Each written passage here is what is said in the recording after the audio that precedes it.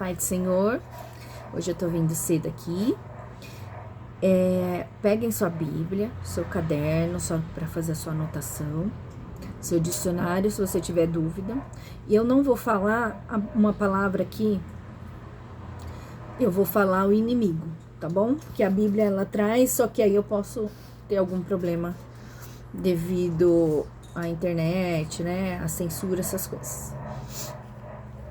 Então, nós vamos começar hoje o quarto dia de leitura em Mateus 4, tá?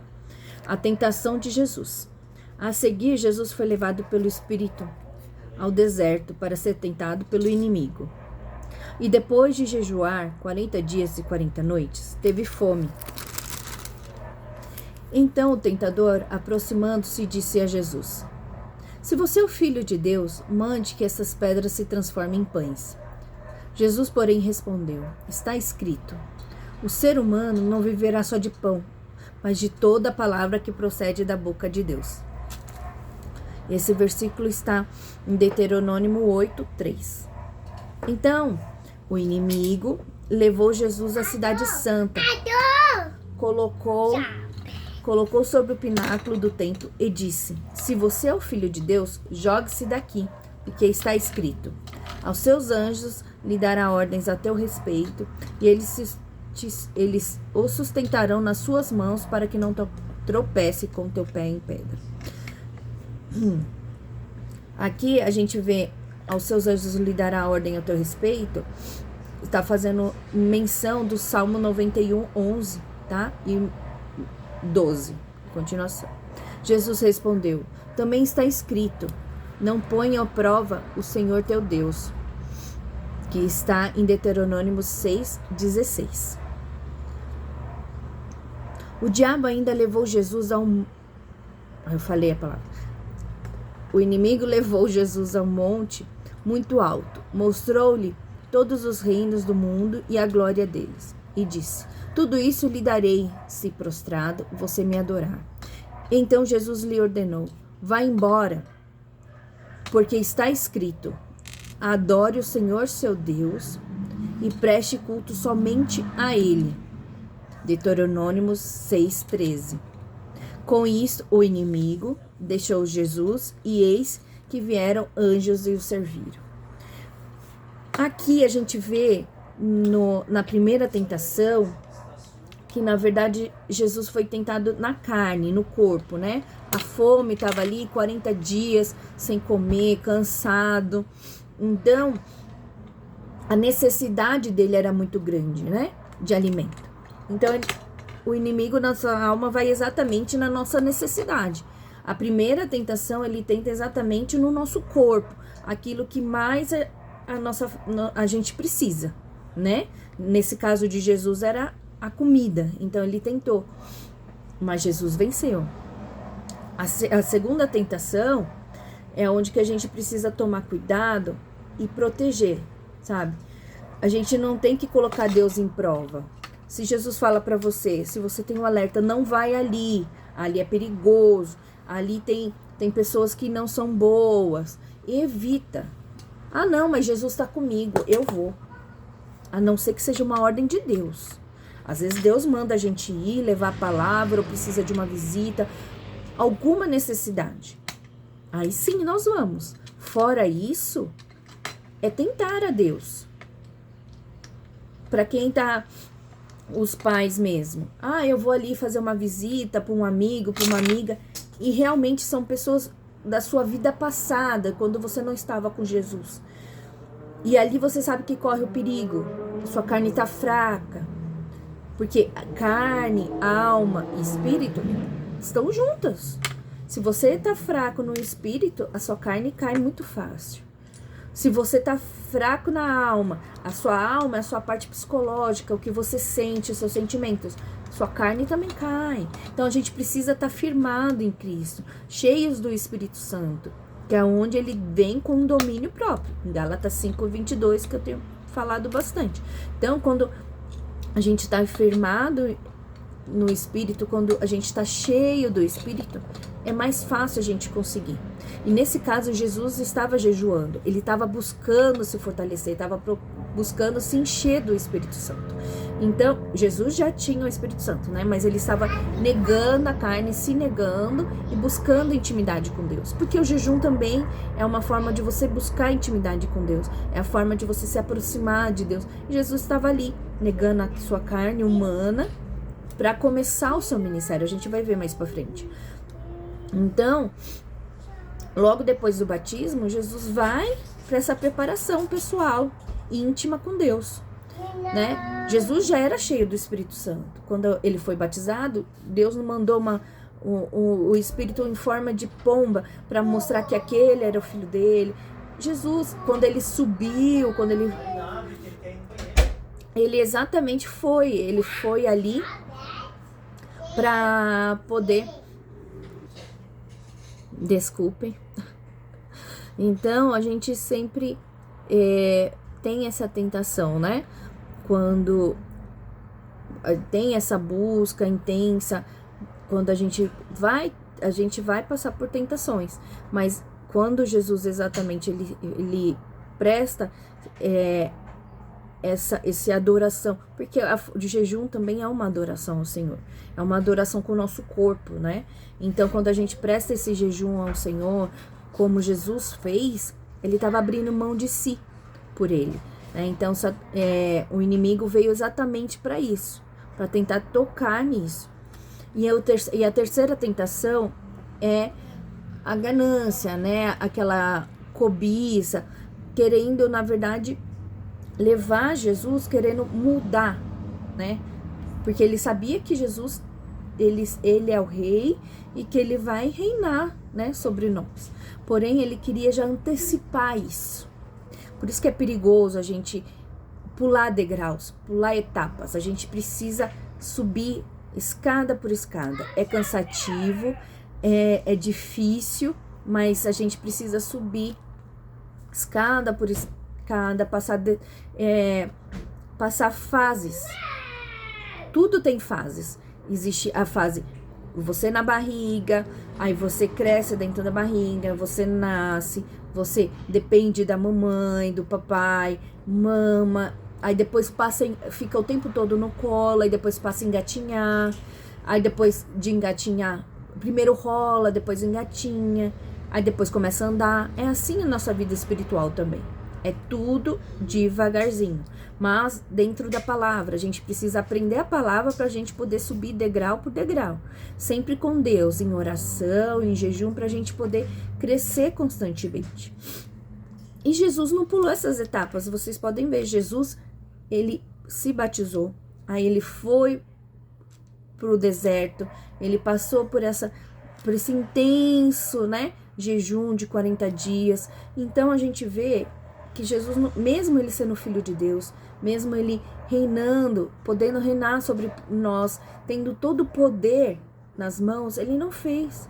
Ele mostrou, ele quis ser exemplo para nós. E ele foi gradual. Ele fez passinhos por passinhos. Então ele viveu, ele sabe as nossas dores. Então Satanás quis oferecer isso, antecipar a glória de Jesus. Mas ele, antes de fazer isso, ele tinha que adorar ao inimigo. Então, o que aconteceu? Jesus não fez. Jesus falou, não, adore o Senhor seu Deus, preste culto somente a Ele. Porque, normalmente, quando você tem uma afronta, alguma coisa, o inimigo ele vem com uma palavra, querendo distorcer exatamente a palavra de Deus, a favor dele. Então, você tem a necessidade de aprender a palavra. É isso que eu tenho falado na sala para vocês. Vocês precisam aprender a palavra. Porque vocês vão ter afrontas, vocês vão ter confrontos. Às vezes é bom se calar. Não tem essa necessidade. Mas também é importante você saber, para você não ser enganado. Porque quando você é afrontado, quando você é colocado em xeque, a pessoa tenta confrontar o que você sabe. E desmerecer o que você sabe, que o que ele sabe é aquilo e pronto. Então, trazendo verdades para você que talvez não sejam. Então, é importante você saber a palavra do Senhor. Você viu que Jesus o tempo todo rebateu com a palavra, porque ele sabia. né? Jesus sabe de todas as coisas, sempre foi conhecedor. E mesmo sabendo, ele estudava. Você vê Jesus com 12 anos em Lucas na sinagoga. E os meninos iam para a sinagoga para aprender. E Jesus já estava dando aula. Então ele já estava ali falando entre os mestres. Mas ele não deixava de ouvir, de sentar e aprender. E assim somos nós. Nós temos que sentar, ouvir, aprender, ler a palavra, para que a gente não caia em tentações. Para que a palavra nos proteja, nos ajude a sair de ciladas. Vamos para Mateus 3, 12. Começo do ministério na Galileia. Ao ouvir que João tinha sido preso, João Batista, Jesus voltou para a Galileia e, deixando Nazaré, foi morar em Cafarnaum, situada à beira-mar, na região de Zebulon e Naftali. Isso aconteceu para se cumprir o que tinha dito por meio do profeta Isaías. Terra de Zebulon, terra de Naftali, caminho do mar, além do Jordão, Galileia dos gentios. O povo que vivia em trevas viu grande luz.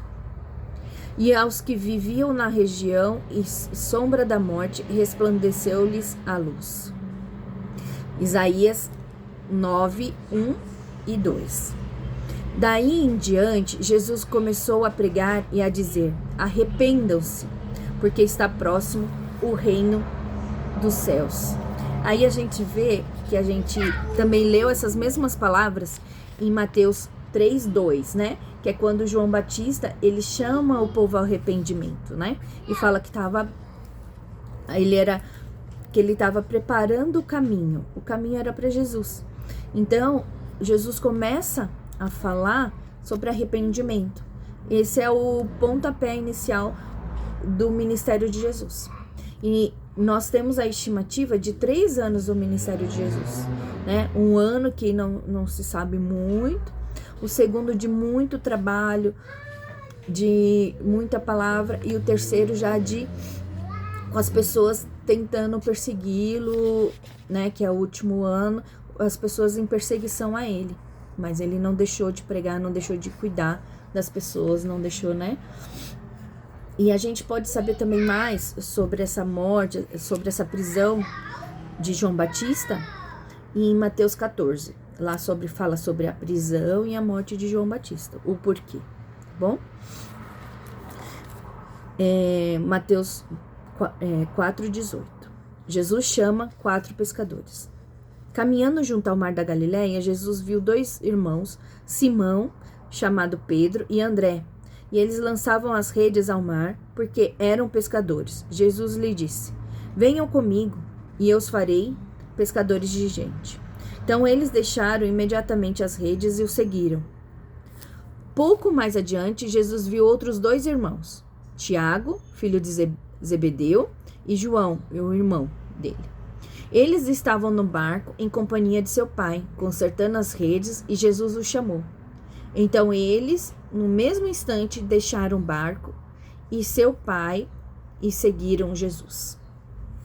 Aqui a gente vê que Jesus escolhe os seus 3 melhores amigos: Pedro, Tiago e João. O João, que é mencionado como o amado, né? Então a gente vê esses 3 sempre em momentos cruciais, em momentos importantes, que Jesus fala: retirem-se. Sempre ficavam os 3 com ele. Quando Jesus vai orar, iam os 3 com ele. Quando Jesus estava próximo de ir à cruz, quando ele vai também orar ali separado no jardim de Getsêmani, tá os 3 juntos, né? O tempo todo eles com Jesus, né? No caso da filha de Jairo, eles estavam juntos. Então o tempo todo é os 3 com Jesus, os amigos, os melhores amigos. E você vê que eles abriram mão de tudo. Eles estavam trabalhando e simplesmente abriram mão de tudo. E isso acontece na vida do cristão. Tem situações que a gente precisa abrir mão de tudo, né? Por Jesus. Não é sempre, não é todos que Jesus pedem isso. Mas se algum dia você perguntar: mas por que ele não... Jesus faz isso. Às vezes Jesus tem um caminho diferente, um propósito diferente, o qual você precisa abrir mão, às vezes, dos parentes, da família, ou mesmo do seu trabalho. Então, às vezes tem essa. Você não vê o pastor que ele é exclusivamente para a igreja?